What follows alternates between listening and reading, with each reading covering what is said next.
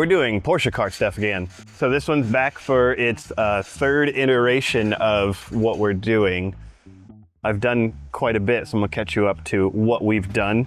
One of the biggest things that we did this time, so apparently we're kind of a guinea pig, but it's been done before. We put a valve body in this because he wants to do a more race car feel, so he wants it to shift better, and it shifts like an automatic right now because this isn't the Porsche PDK, which if you don't know what that is, you're missing out on amazing automaticness.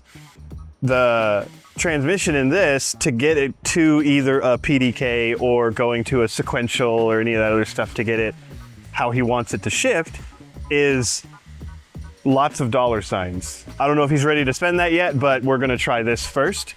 So the valve body that we got, this is what it looked like, because as with valve bodies, all of the magic and whatever else you want to call it happens inside of all of this.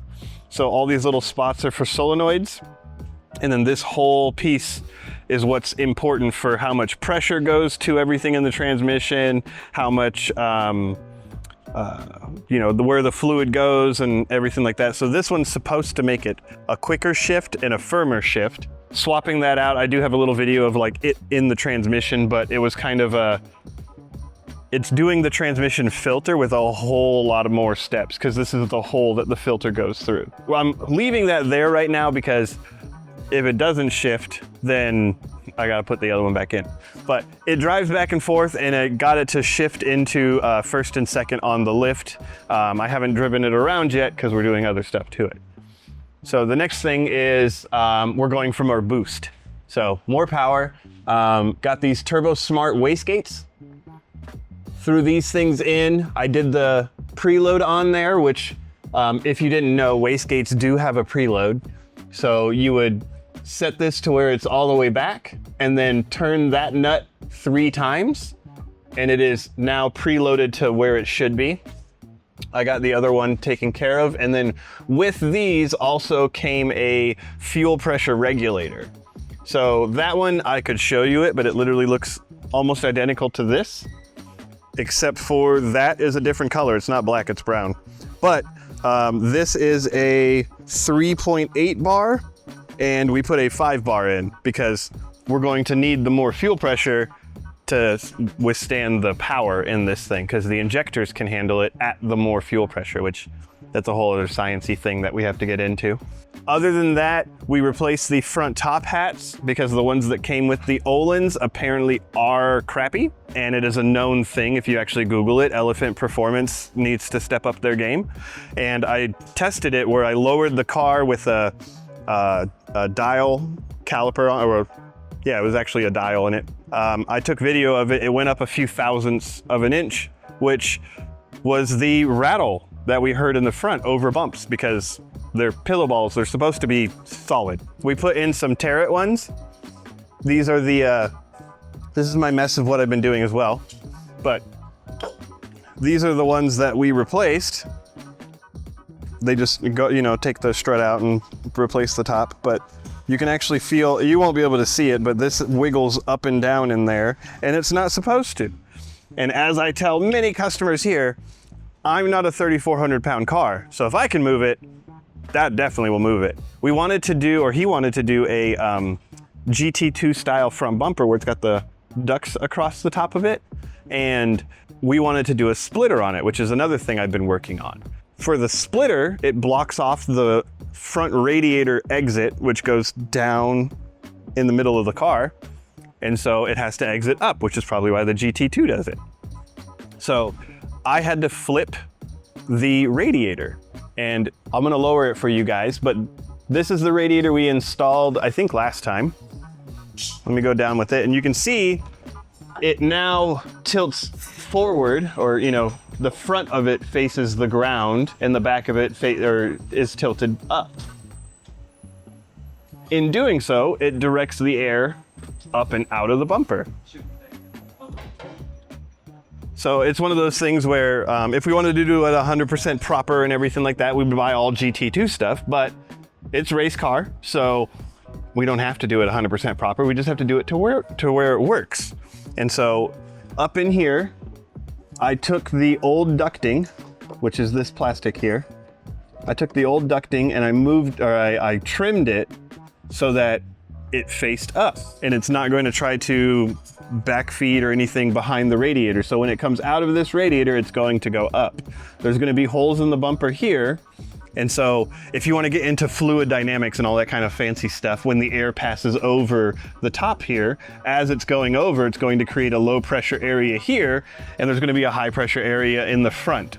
So air is going to come in here, and then it's going to be sucked out of the top. And the splitter, that's where I've been having some fun. So they don't make splitter mounts for this. So I've been making one, and I'm actually going to go over to Dave and get it cut. But so it's 3 pieces. So this one is going to be the first upright, and it slides over the bumper.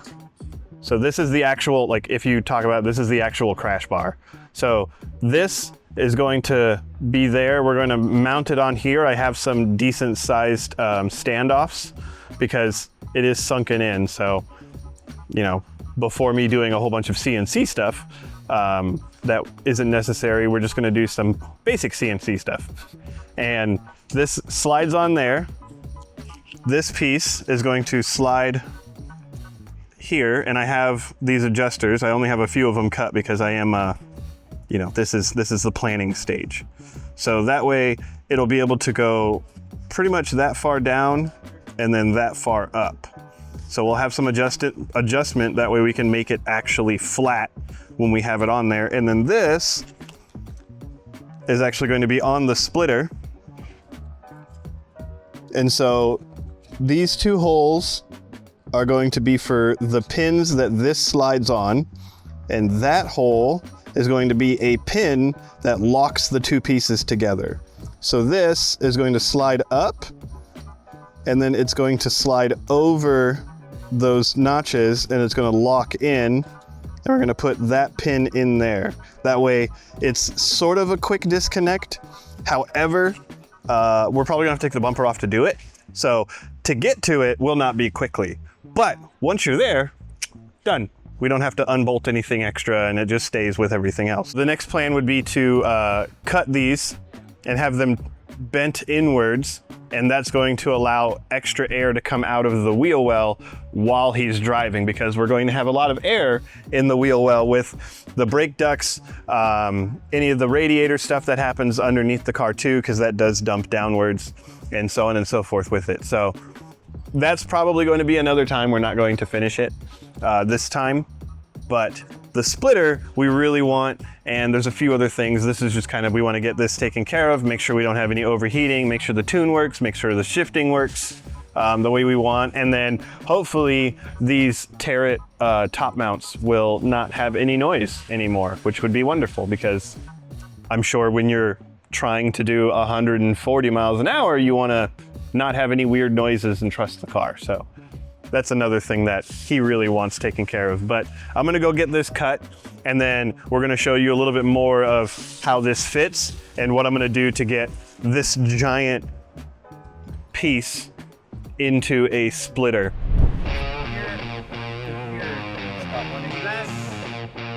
That's what it looks like. It's got a really small radius.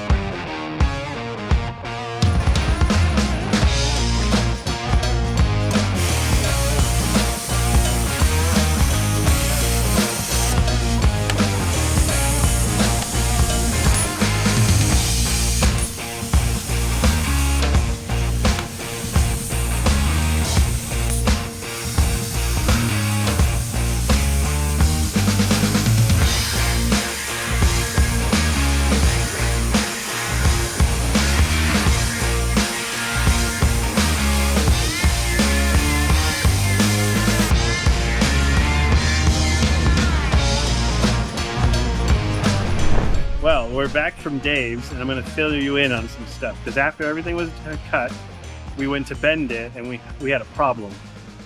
So this is what we cut out, and we want to bend it right there.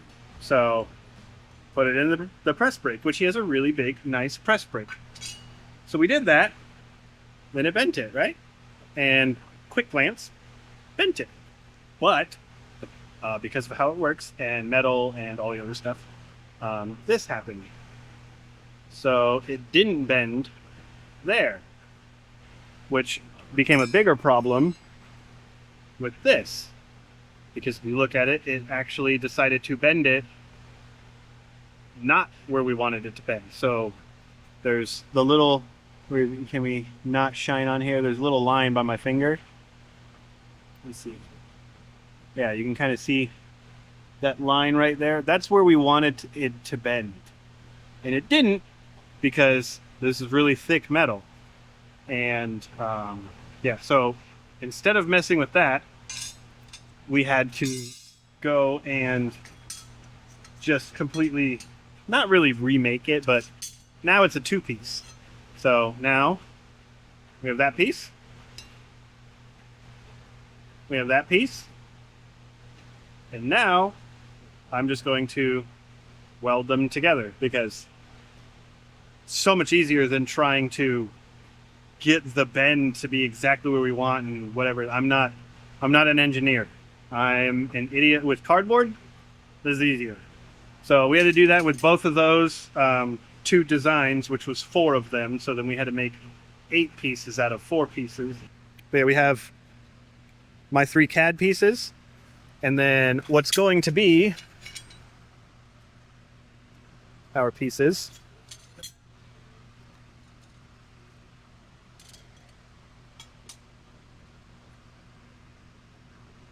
And where are these ones? So we got that one and that one.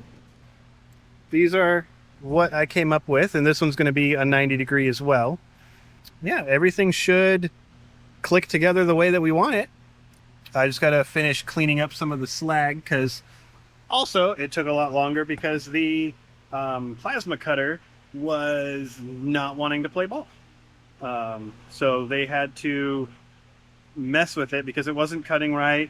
Once I get these nice, once they get their plasma table much happier, I'm going to make some decision choices on it. We might change what we're doing. I mean, I've also considered, depending on how this goes, if we want to make some more, because like I said, there's none for these cars, and I'm sure other 996 people would like something that just bolts on, and now they have a splitter and it's mounted very originally. There'll be some, we saved all the files, we'll be able to mess with it, but I'm going to get these ground intact and then put back up on the car, and then we'll be able to do the splitter underneath it. So I'm excited about that. Before I welded this piece together, I just wanted to see how it fit. And so right now, this is just me bragging to you that it fit properly. So this actually, it's slotted on there exactly how I wanted it to. These holes line up. It is now affixed to the car. And the little slots here line up pretty well for it, but now I'm gonna put the piece back on, or weld it on, considering we couldn't bend it. And then get some bolts for this, so it'll have the adjustment we want, and continue on. I do have these 2 welded, so 1 for each side, but it's not pretty because it's not stainless. We just went with regular steel on this one. Depending on how well this works and whatnot, I'm unsure. I mean, I don't know if I want to do aluminum or not, but we'll see. And then whatever updated piece he'll get, and we'll see if we offer this to other 996ers out there.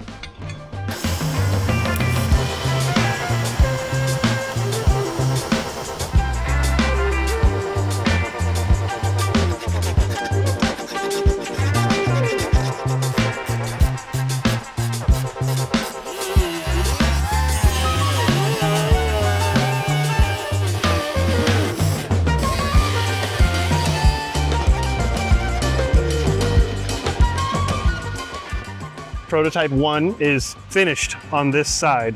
So we've got these slots, and that'll give us height adjustment. And really, we only need that to get the splitter flat with the bottom of the car. So now that that's all set, I had to make little standoffs down here because I couldn't find any that were the exact size, so I had to cut it. which what I measured was 196 thousandths. However, I got to that number.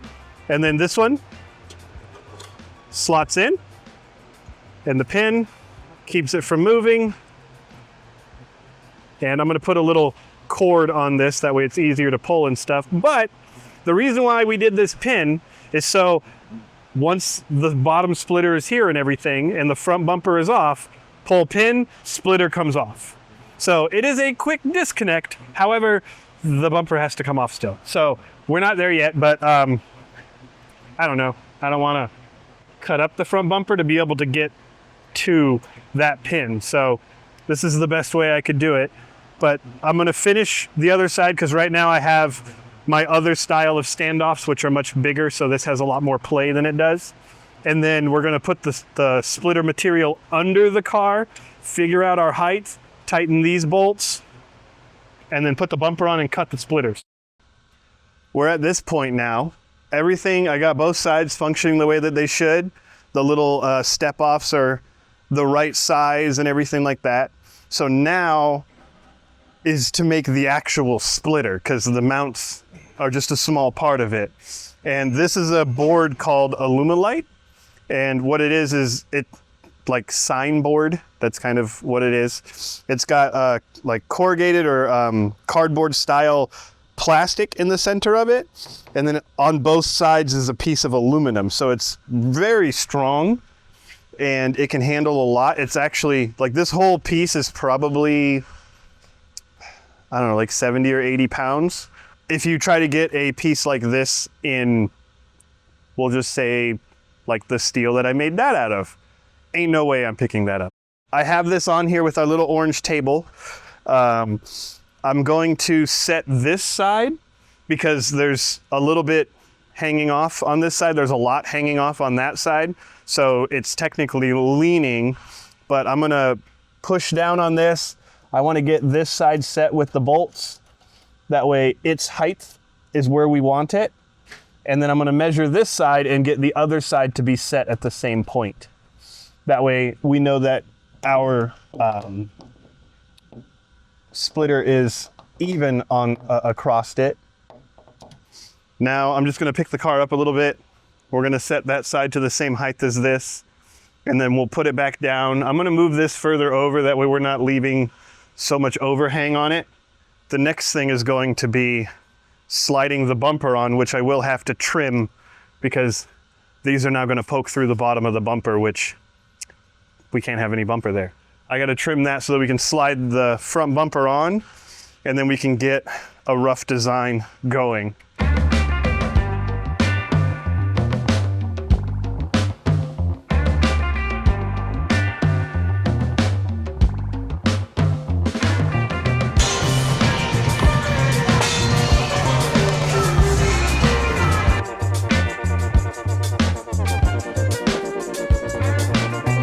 Bumper is on. We have just enough space for the bumper and the splitter mount, but it's a little lower than I want. I want it to be flush with this, that way the bottom of this, and we don't have a gap between the splitter itself and this lip.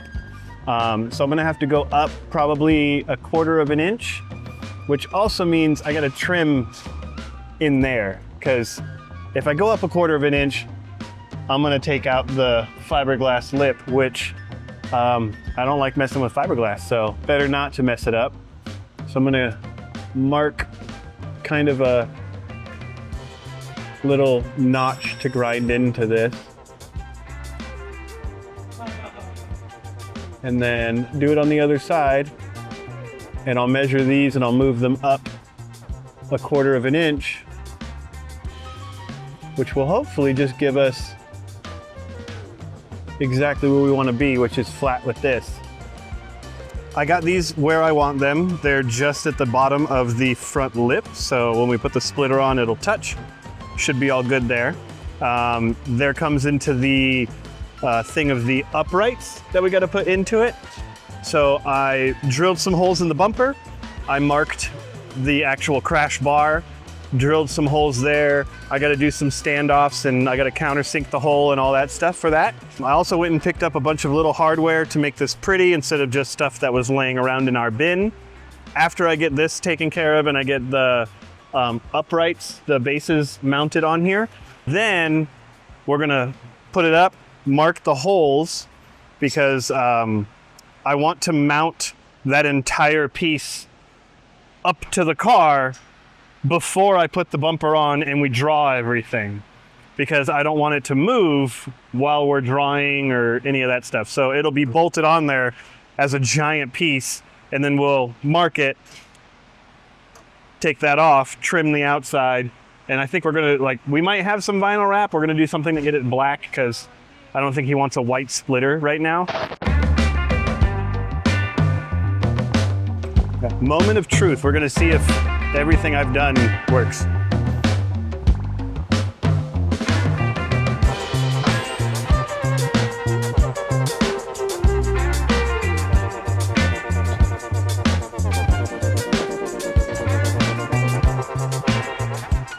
Well, that's a good sign. Are we... Oh, we're touching something back there. Okay, so that side is about as high as it should be, but we are there.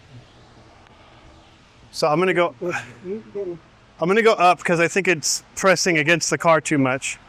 Well, we're about halfway there, but I'm kind of guessing that it won't slide on. Oh, well, okay. That's because these were fighting us. All right. There you go. Look at that. That wasn't that bad, I guess. No, I just had to figure out. Yeah, I mean, it's the first time we done it, so. You know, growing pains. That's all it is. It's just growing pains. Well, we're done. That's the splitter. It's Ready for you. big enough, I guess. Yeah, it's ready for the track. Don't worry, we have all the downforce. Yeah, so now we're gonna get the bumper. I did drill for the uprights that we had to put on, the mounts for that. That was an interesting thing with countersinking and all that stuff because of where the front crash beam mounts are. But it's on there. Now I wanted to draw the splitter we're going to cut. Fred had a really good idea. I took a stir stick and drilled some holes at how far away from the splitter I wanted it to be. And I just took a fine tip Sharpie and poked it through the hole. That way that would stay at the splitter as I drew around it. And that's how I got these lines. I was thinking of a different thing for the side. And then I asked Fred to come help me because it's not going the way I thought. And he drew this tape line. So now what I'm going to do to make sure that we have the same thing on the other side is I got this paper. So I'm going to lay it over it, draw one side, cut it with the scissors, and then we're going to trace the other side. And when we have that, we'll just flip it on the other side of the car and I'll have my mark to trace. And then we're going to get the jigsaw out and cut it and start putting the little bits of everything back together for the car. If you can imagine it, this is all that's going to be there. And then I have the uprights for the front that we've got to put on. They're going to go in there and come down to the front here. And then these will allow us to level the splitter up.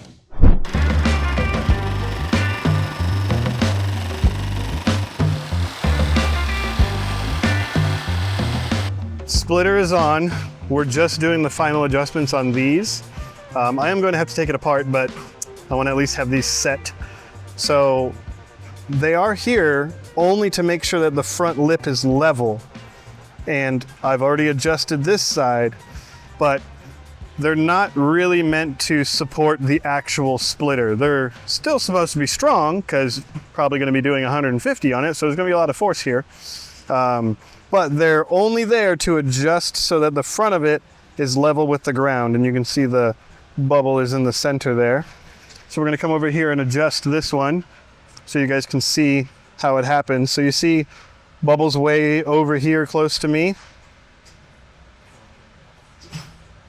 So we start adjusting it down until about there. And then we're gonna set the lock nut.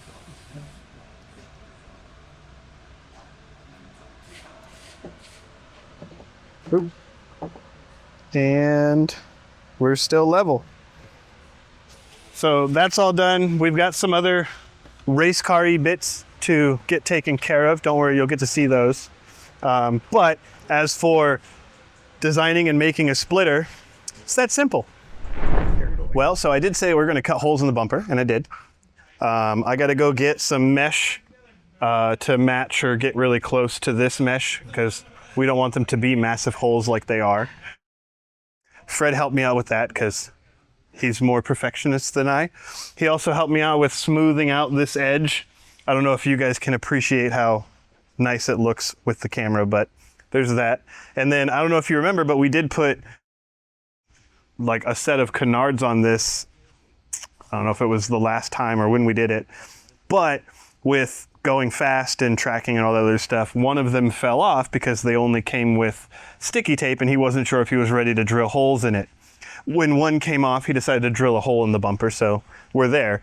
But with the extra aero that we're doing, we decided to do 2 on each side. So we have this side done, we're gonna match them up to the other side, and we put 3 rivets in each one. That way, ain't going nowhere. And then we have, this is more beauty thing, but I drew that out. And that's going to replace the license plate, or it's going to be put over the license plate hole to get rid of all of this ugliness. That way it's just one smooth piece, and we're going to put vinyl wrap on that, so there's just a black piece back there. I think there's a couple little other things we got to do, which is we got to put the tune on. I got to put coolant in it. I got to check the alignment because we did the top hats in the front. And then after we've got all that taken care of, go for a test drive. I think that's about it for what we're done with it. And then it'll be going out to the track again for more testing. And then we'll see what next round brings.